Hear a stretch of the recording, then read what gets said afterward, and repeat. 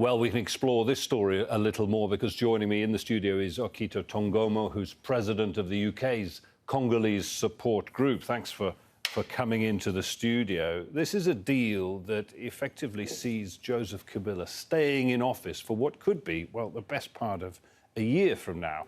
Is it a good deal for the DRC? It's a very challenging deal. It's extremely difficult to come to this position anyway. The country has come to this position as Mr. Kabila has taken this step down. He's the person in charge of the country. He should organize the election. He fell.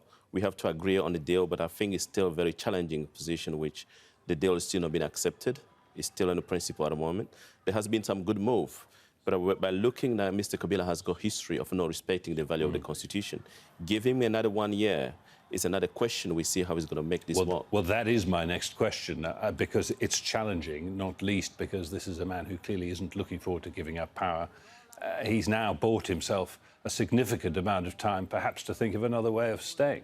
Is exactly what people look at, even the opposition. But the opposition have to agree on this issue to come to a solution, because by looking now, when you look back to the country constitution, we come to a difficult situation now because Article 64 of the countries in our constitution say clear that we have the right to stop anyone taking power illegally. So you have to come to an agreement. Mr. Kabila should be normally arrested, but by looking the way they give him a chance now to accept it, to have election, this is what we want to see. We want to see stability, we want to see change, but it's still questionable how this is going to work. And Mr. Kabila is again stopping the negotiation at the moment. Is the person also asking more time?